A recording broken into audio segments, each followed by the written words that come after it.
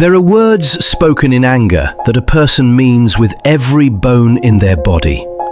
And there are words spoken in anger that a person means with every bone in their body, right up until the moment they discover they were wrong. Violet Ashmore said those words on a Tuesday. She had, at the time, every reason to mean them. What she did not have, what she could not have known, standing in the cold marble entrance hall of Blackwell Park with fury in her chest and her chin lifted and her hands shaking at her sides, was that the Duke of Blackwell was already, in his own complicated and thoroughly inconvenient way, in the process of changing his mind about everything, including her. But that comes later. The Ashmore family had not always been poor. There had been a time, Violet remembered it in fragments, the way you remember a dream after waking, when Ashmore Hall had been warm and full, when the fires were lit in every room, not just the ones they actually used, when her mother had worn silk to dinner and her father had laughed so easily that guests said it was one of the finest sounds in Cheshire. That time had ended when Violet was 14. The details, assembled over years from overheard conversations and letters she was not meant to read, were these. Her father, Sir Edmund Ashmore, had invested heavily in a shipping venture on the recommendation of his oldest friend and business partner, a man named Gerald Hartley. The venture had been presented as sound, well-backed, and certain to return triple the investment within 2 years. It had returned nothing.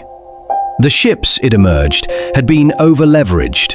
The cargo had been insured fraudulently. The backers, when investigated, proved to be mostly fictional. Gerald Hartley had quietly removed himself from the venture 6 months before its collapse, at a considerable personal profit. Sir Edmund had lost almost everything. The almost was important. They kept the house, stripped of half its furniture, cold in winter, staffed by 2 loyal servants who stayed because they could not bring themselves to leave. They kept the land, though much of it was let out now. They kept their name, which bought less than it once had. What they lost, besides the money, was harder to quantify. Her father's laugh, her mother's silk, the easy warmth of a house that expected to go on being itself indefinitely.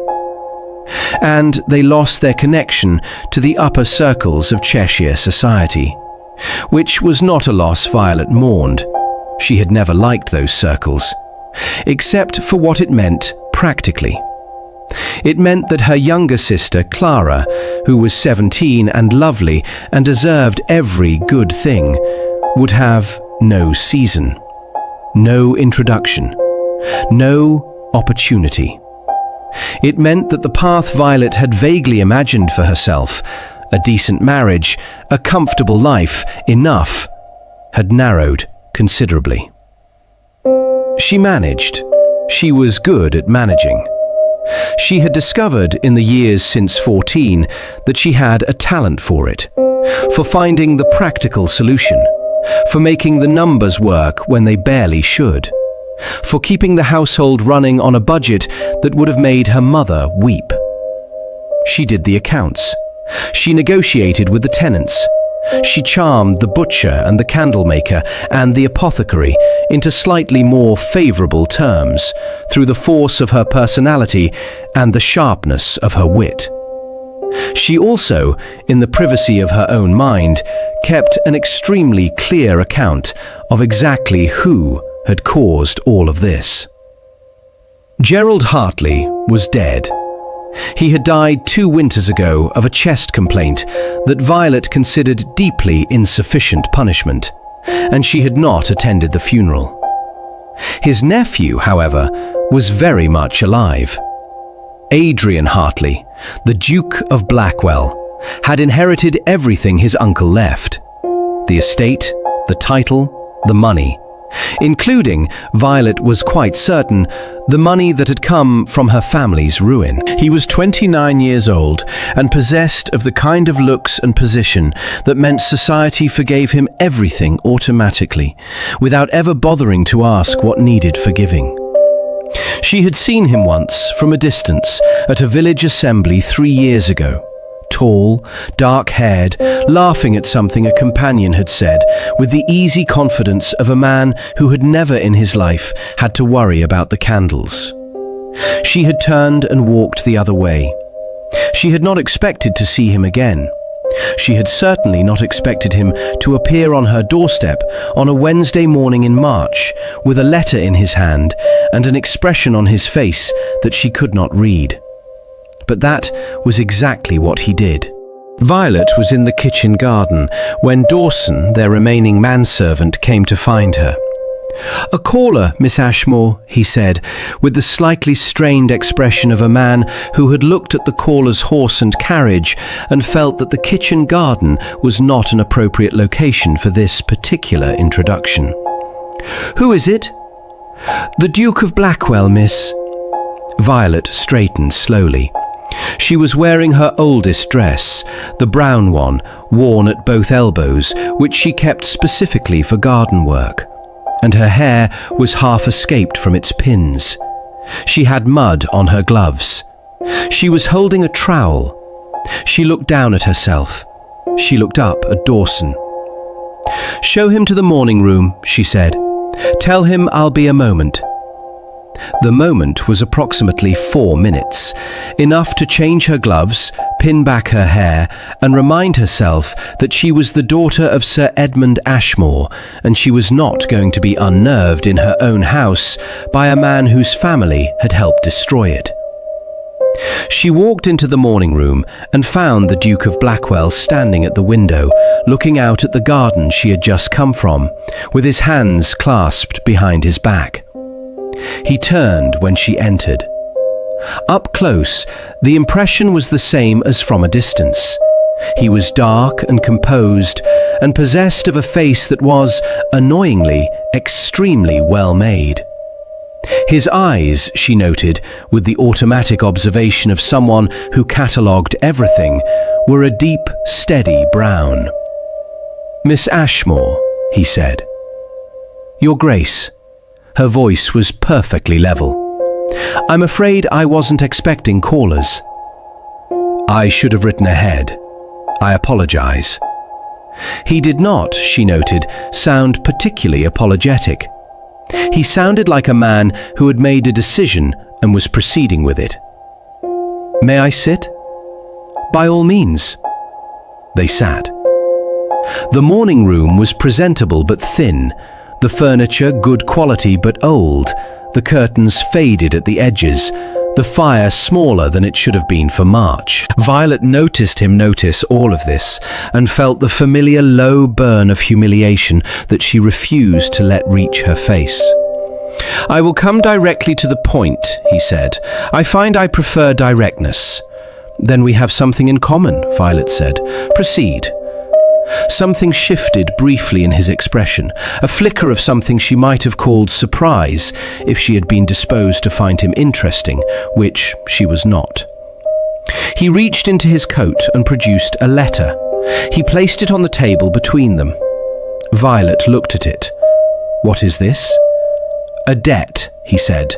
"Your father's, owed to my uncle's estate and, by inheritance, now to me." A pause.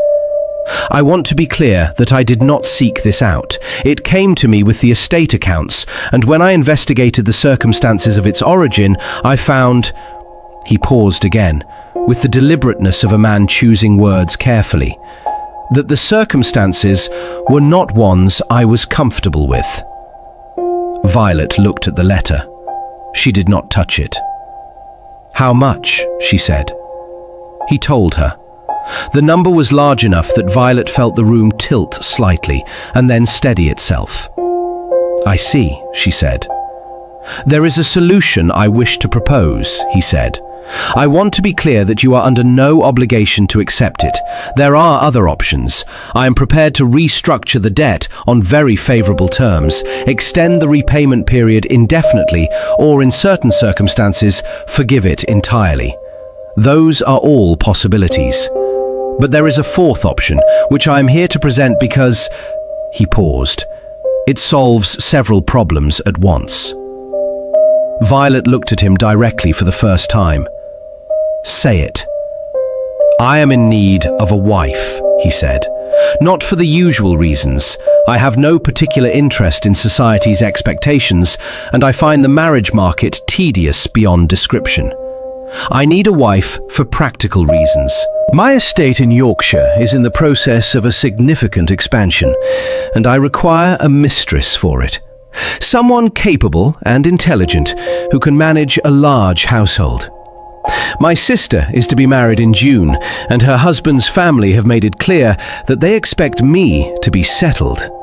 And," he held her gaze, "I find that I prefer the idea of a marriage of equals to the kind that is generally on offer." The silence in the morning room was very complete. Violet counted to 5 inside her head. "You," she said, at the end of those 5 seconds, with a clarity and precision she was genuinely proud of, "are asking me to marry you." "Yes." "You, whose uncle ruined my family, whose inheritance includes money that came from our losses, who has just informed me in my own morning room that I have a debt I was not previously aware of, and then offered to forgive it in exchange for my hand." She paused. "Have I understood the situation correctly?" "You have," he said. He had the grace, she noted, not to flinch. Violet stood. She crossed to the window where he had been standing when she entered and looked out at the kitchen garden for a moment, at the brown earth and the early green of the first spring shoots, and the old stone wall that needed repointing and that she had been meaning to deal with for 2 years. Then she turned. "I would rather die," she said, with perfect composure, "than marry you." He looked at her. His expression was, infuriatingly, not wounded. It was more like a man who had expected this and was still here anyway. "I understand," he said. "I don't think you do. You hate my family. You believe, correctly, that my uncle was responsible for a significant portion of your family's difficulties. You find the proposition insulting and coercive." He rose. "I agree that it has been badly presented. I came here with the intention of being direct, which I have achieved. But directness without sufficient context is simply bluntness. And I should have known better." He picked up the letter from the table. "I'm going to leave this with you. I ask only that you read it fully before you make your decision. The debt is real, but the terms I'm proposing are genuinely in your family's favor, whatever you decide." He paused at the door. "I also want to say, for whatever it is worth, that I am not my uncle." "No," Violet said. "You're the man who inherited everything he took." A beat. "Yes," he said quietly. "I know." And he left. Violet stood in the morning room for a long time after the sound of his carriage had faded. Then she sat down, picked up the letter, and began to read. The letter was 40 pages long. Not the letter itself, that was a single page, formal and precise, outlining the debt and its terms. The 40 pages were attached. A full accounting of the original Hartley Ashmore investment venture, annotated in a hand she did not recognize, with certain passages underlined and certain figures circled. It took Violet 2 hours to read it. At the end of those 2 hours, she sat back in her chair and looked at the ceiling for a long time. The annotated accounting showed, in meticulous and damning detail, exactly how the venture had been constructed to fail for the outside investors while enriching its architect. Gerald Hartley had known it was fraudulent from the beginning. He had brought in Sir Edmund Ashmore and 3 other investors, all of whom had suffered similar losses deliberately, because their capital was needed to make the scheme appear legitimate. None of this was new information. Violet had suspected most of it for years. What was new was the final page. It was a letter dated 18 months ago, written by the Duke of Blackwell to a solicitor in London. In it, he outlined his findings upon reviewing his uncle's estate accounts. He described his discovery of the scheme in clear, unsparing terms, including his conclusion that the money currently in the Blackwell estate accounts was, in significant part, not legitimately his uncle's to have left. He had, the letter stated, instructed his solicitor to identify all parties who had suffered losses in the venture and to determine what restitution was possible. That process, apparently, had led him here. Violet read the letter 3 times. Then she folded everything back up, set it on the table, and said a word that her mother would have been appalled to hear from her. It was not, she was forced to admit, thoroughly against her will, what she had expected. She had expected exploitation. She had expected the casual cruelty of a man using a debt as leverage. She had expected at worst something predatory, and at best something indifferent. She had not expected 40 pages of meticulous documentation and a letter to a solicitor written 18 months before he ever appeared on her doorstep, trying to quietly fix something his uncle had broken. This did not, she told herself firmly, change anything fundamental. He had still arrived unannounced. He had still presented a marriage proposal in the same breath as the debt, which remained coercive regardless of his intentions. He was still the man who had inherited her family's losses and lived very comfortably on them in the interim. And yet, she sent him a note that evening. It said, "I have read the letter. I have questions. If you wish to continue this conversation, you may call tomorrow at 11.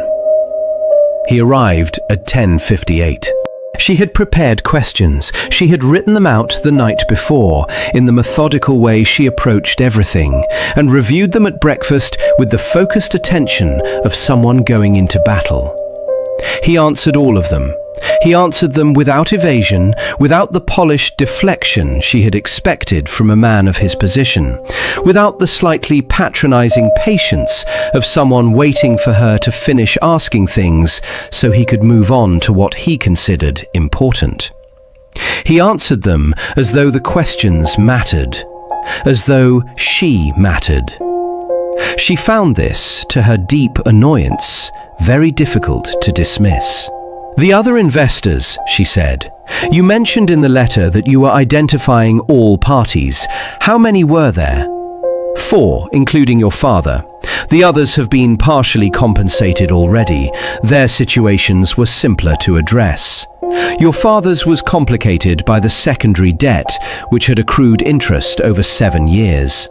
The secondary debt is what appears in the letter you brought yesterday." "Yes." "And you intend to forgive it regardless of my decision?" He met her eyes steadily. "Yes, I told you that yesterday. The debt should not exist. My intention to address it is not contingent on your answer to my proposal." "Then why make the proposal at all?" He was quiet for a moment. Outside the morning room window, a March wind moved through the bare branches of the old elm. "Because," he said carefully, "I have spent 18 months reviewing my uncle's accounts and writing letters to solicitors and attempting to quietly repair damage I did not cause but benefited from. And in the course of that, I read a great deal about your family." He paused. "I read your father's original letters about the investment. He was enthusiastic, trusting, completely deceived. I read the correspondence after the collapse, his attempts to manage, to protect your mother, to ensure the house was kept." Another pause. "I read a report from my solicitor about the current state of the estate. It mentioned, in passing, that the household management had been primarily undertaken for the past several years by the eldest daughter." Violet said nothing. "I found myself," he said, with the careful precision of a man admitting something he had not planned to admit, "thinking about her, about you, before I had ever met you."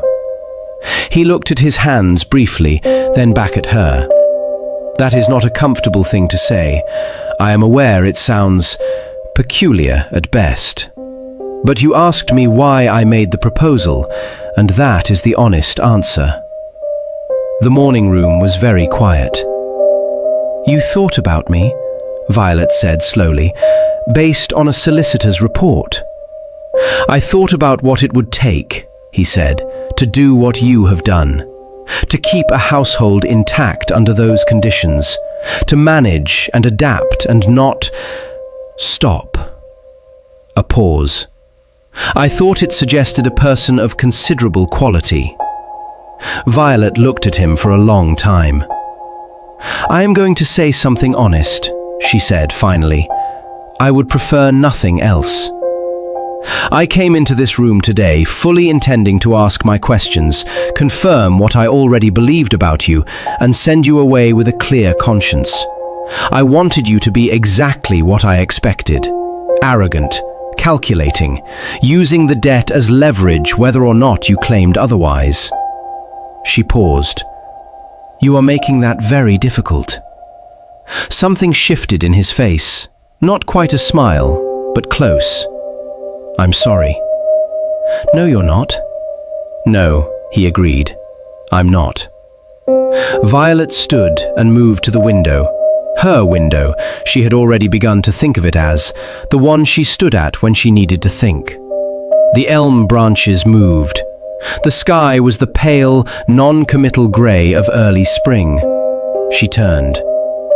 "I am not going to give you an answer today," she said. "I want that clearly understood." Understood. "And I want you to understand that my reservations are not merely about your uncle. They are about the fundamental nature of what you're proposing. A marriage of practicality, entered into under financial pressure, however generously framed, that is not a small thing. I am not a small person. I will not be managed or directed or treated as an asset to be maintained." "I know," he said. "I wouldn't want you to be. You say that now. I'll keep saying it." He rose. He was, she noticed again, with great reluctance, extremely tall. "Miss Ashmore, I am not asking you to trust me immediately.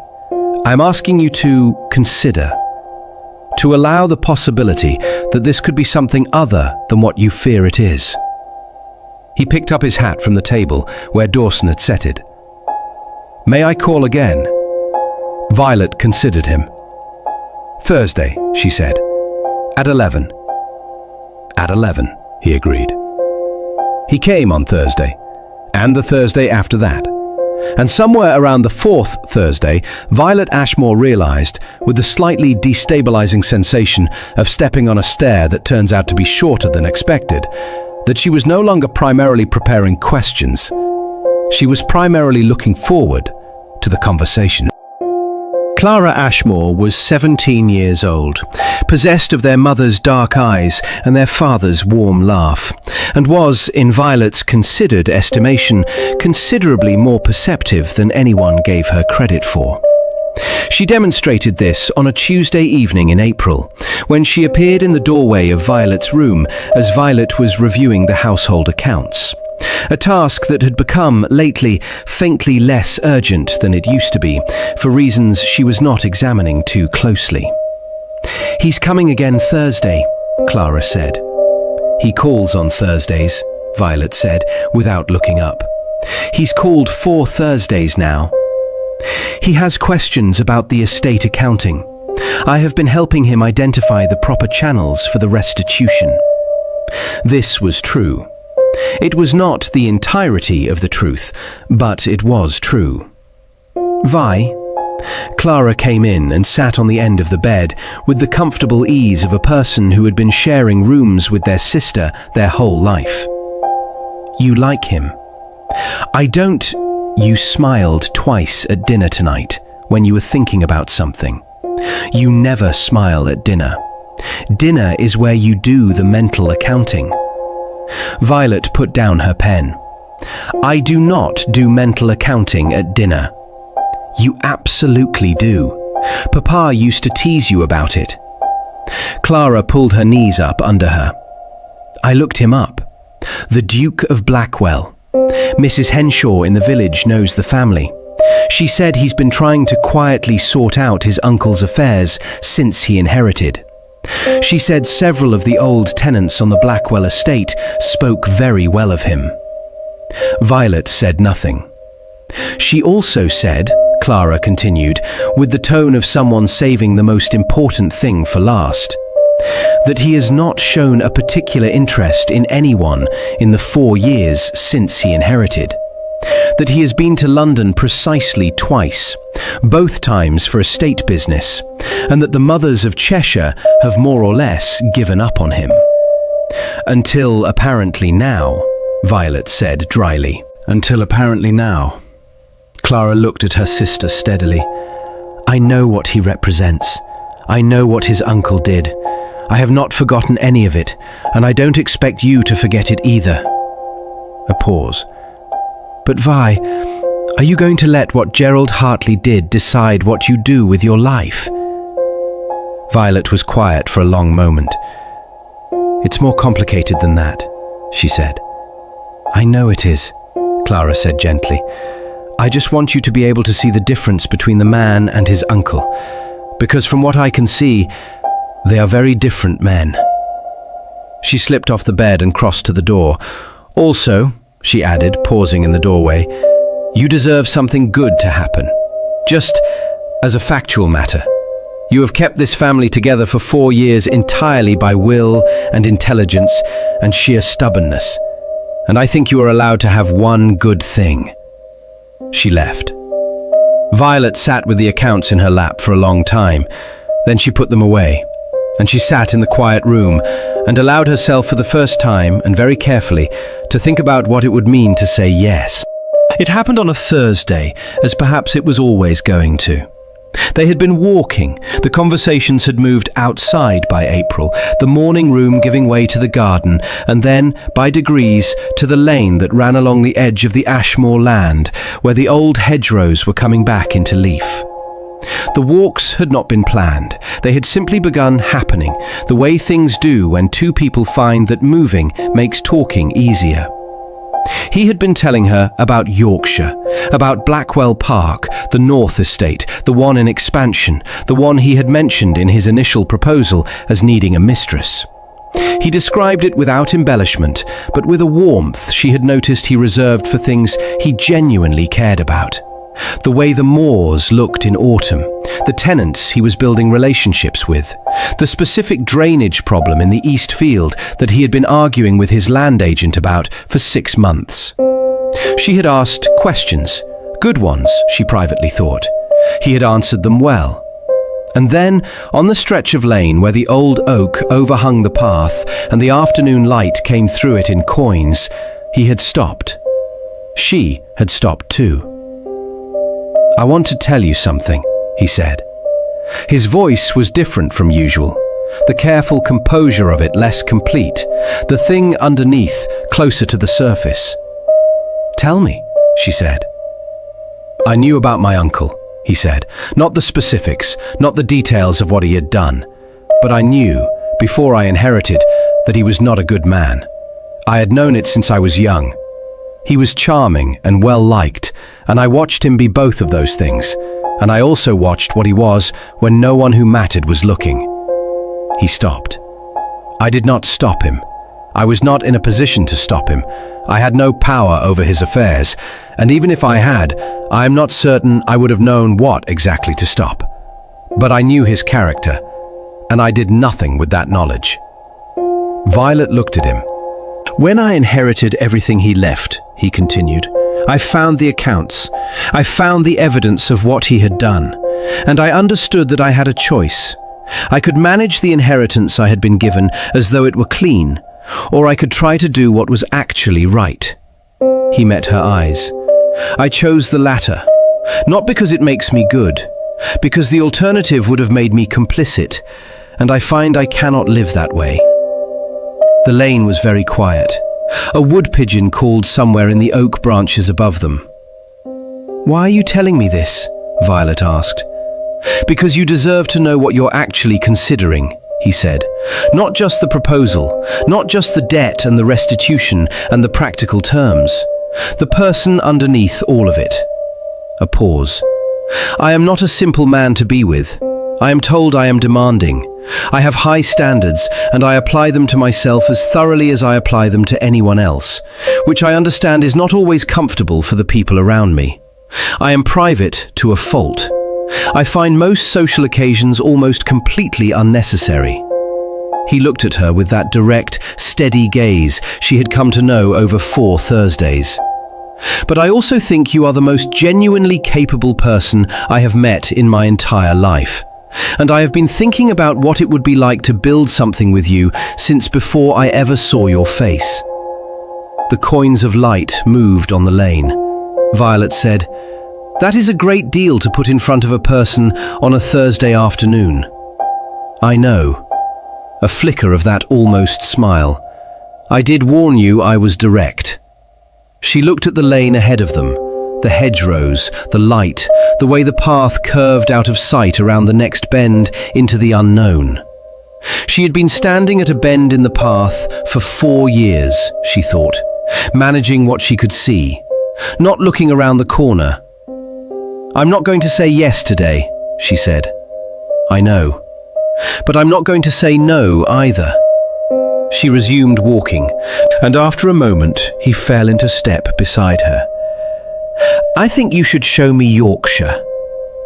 A pause. I beg your pardon? You've been describing Blackwell Park for 3 weeks. I think you should show it to me.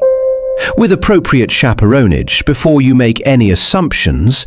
She glanced at him sideways with the sharp edge of her wit. My sister would come. He was quiet for a step. Then, you want to see it before you decide. I make better decisions with complete information. You should know that about me by now. I do know that about you, he said, and there was something in his voice, warm and certain and slightly wondering, that she pretended not to notice and did not quite succeed. Well then, she said, write to your housekeeper. He did. Blackwell Park was nothing like she had imagined. She had imagined something imposing, cold stone and formal gardens, and the slightly oppressive grandeur of a house that knew it was important. She had prepared herself for it, had constructed the appropriate defenses for a place designed to make a person feel small. What she found was different. The house was large, yes, unmistakably large, set in the wide open shoulder of the moors, with the confidence of something that had been there since before anyone could remember. But it was a lived-in large, a working large. The gardens were practical as well as ornamental. The stables were full and active. The kitchens, when she passed the window on the way from the carriage, smelled of bread.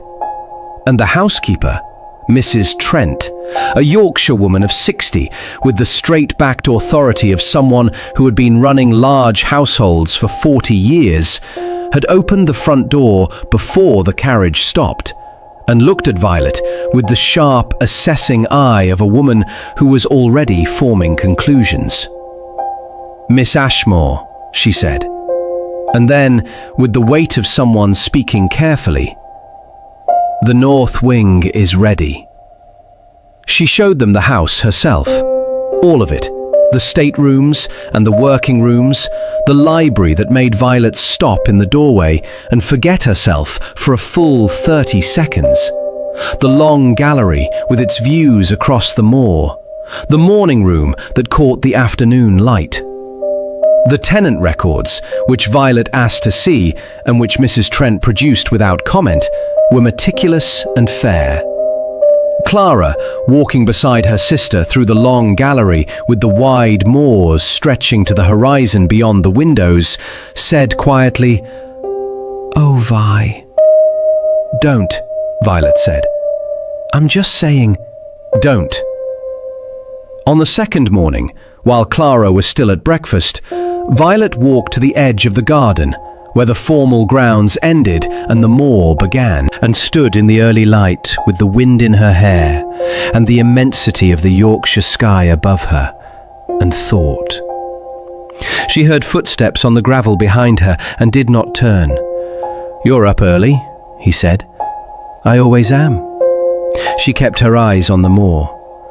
"It's very large." "The moor? Yes." "The whole thing. The house, the land, she gestured, slightly helplessly, "scope of it. Does that worry you?" She considered this honestly. "No," she said, to her own mild surprise. "It doesn't. I think that might be the problem." He came to stand beside her, not close, the appropriate distance, but near enough that she was aware of him in the particular way she had been aware of him for several weeks now, which she had been diligently not thinking about. "I have been holding on to my anger at your family," she said, "for a long time. I want you to understand that. It was not just emotion, it was practical. It kept me focused. It meant I did not have to think about what I actually wanted, because I had something to be against, and being against something is simpler than wanting things." He was quiet, listening. "I still believe your uncle was a bad man," she said. "I still believe what happened to my family was wrong, and that the consequences of it have been unfair. I do not forgive that, and I don't expect you to ask me to." "I don't," he said. "But you are not your uncle." She said it the way she said things she had concluded after careful examination, plainly, without ornamentation. "I have been looking for evidence that you are, for 6 weeks, and I have not found it. What I have found is..." She paused. "Rather the opposite." The wind moved across the moor. Somewhere in the distance, a curlew called. "Violet," he said. It was the first time he had used her given name. She noted it. "Ask me again," she said. A beat. "Will you marry me?" She looked at the moor for one more moment, at the sky, at the wild, enormous space of a life that was not the one she had planned. "Yes," she said, "I will." She turned then and looked at him, at his face, which had done the same thing she had seen the Duke of Ashford's face do in a different story, on a different day. The thing that is relief and wonder and happiness arriving all at once, and thought, "There it is. There, finally, is the thing I did not let myself want." "You should know," she added, because she was Violet and she could not help it, "that I will argue with your land agent about the drainage problem." He laughed, a real laugh, full and unguarded, startled out of him by the morning. "I was hoping you would," he said. Society, when it found out, had opinions. The primary opinion, expressed with the delicate viciousness of people who phrase their unkindness as concern, was that Violet Ashmore had done very well for herself, considering everything. The considering everything being delivered with the weight of every unflattering implication it could be made to carry.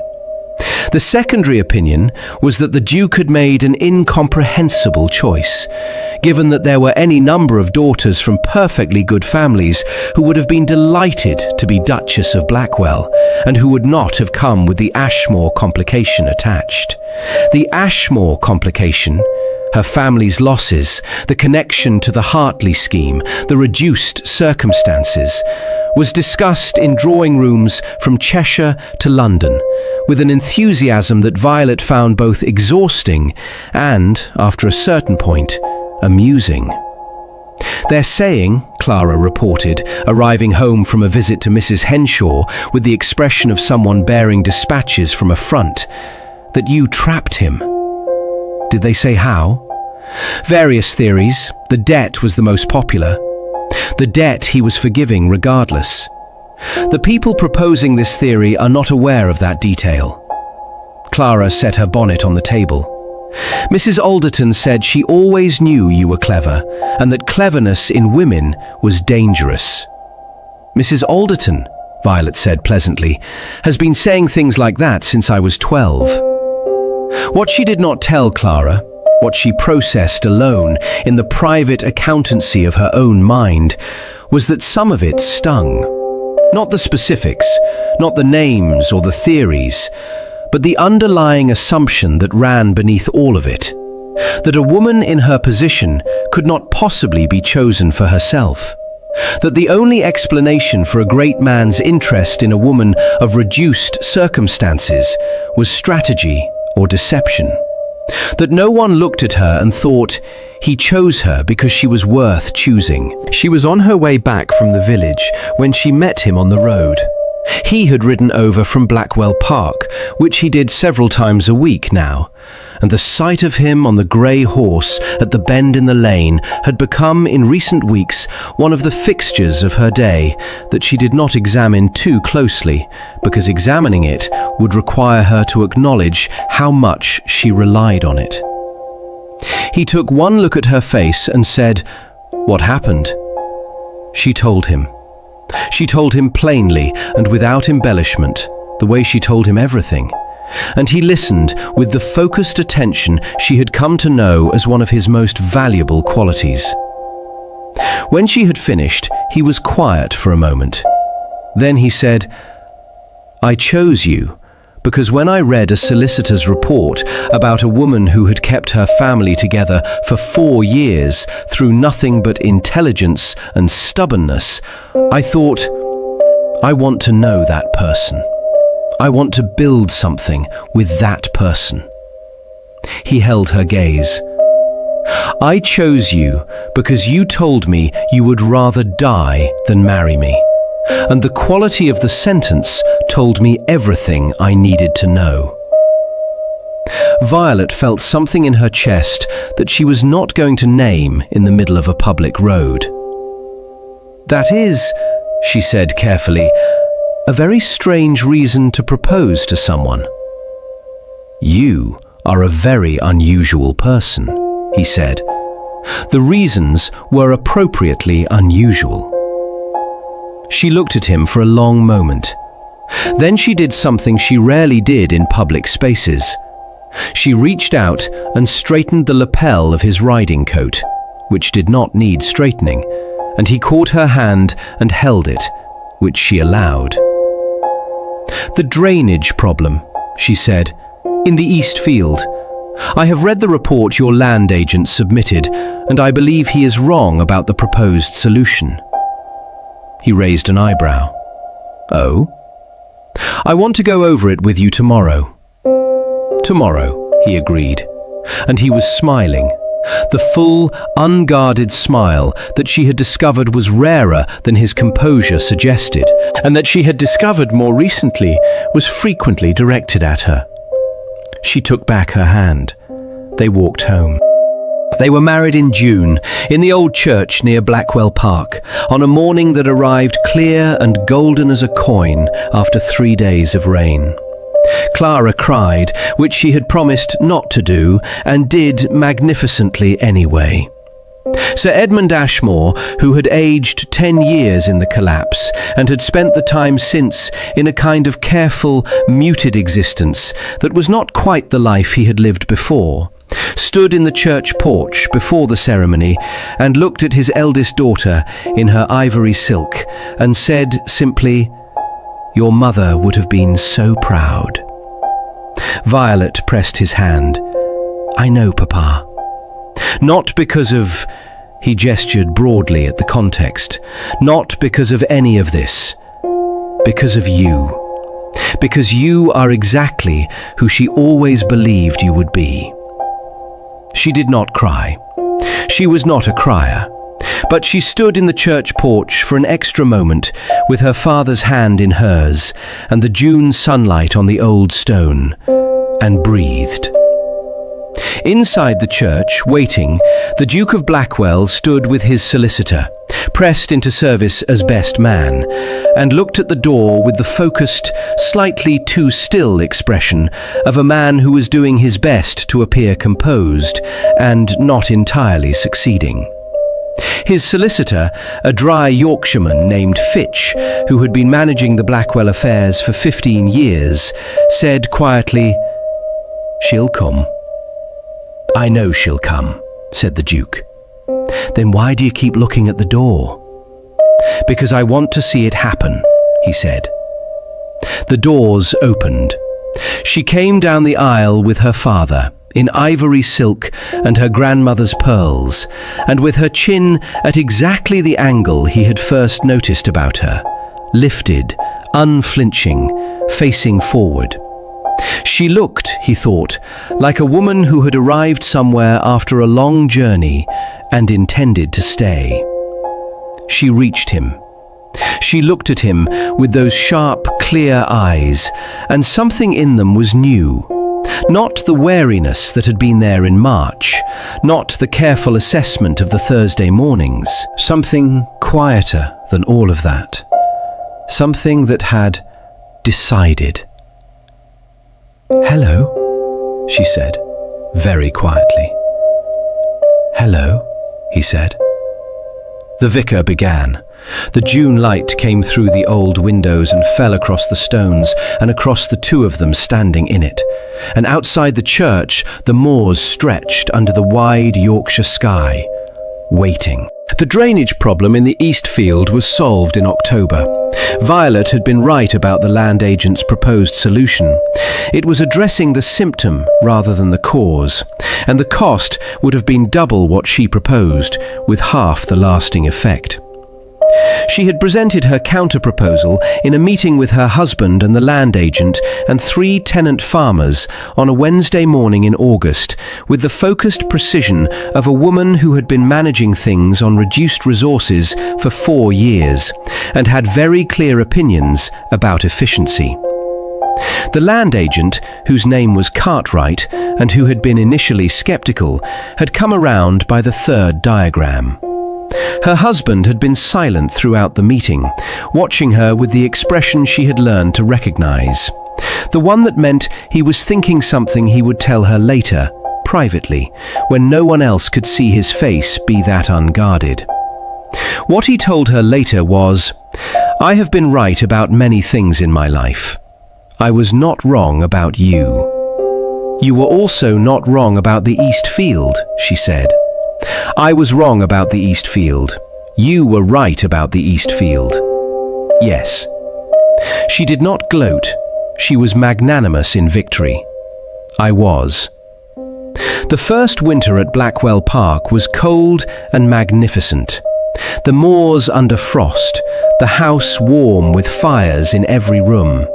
The library that she had stopped in the doorway of on her first visit, now half reorganized according to her own system, which her husband complained about and used without apparent difficulty. Clara came to stay for Christmas. Sir Edmund came too, older, quieter, but some brightness returning to him that had been missing for years. He sat in the library on Christmas evening with a book he had not managed to open, watching his eldest daughter argue with her husband about the corn laws across the fireplace, and he said nothing at all.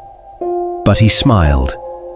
And somewhere in the south of Cheshire, in the morning room of Ashmore Hall, there was a letter on the table from a solicitor in London, confirming the full resolution of a debt that had hung over the family for 7 years. The letter was unopened, because Violet Ashmore, the Duchess of Blackwell as she now was, had decided some time ago that there were things more worth her attention than old accounts. She had a drainage project to oversee, a library to reorganize, a husband who kept catching her hand when she straightened his lapels and holding it and looking at her with grey eyes that saw her, had always seen her, from the first report, from before he ever knew her face.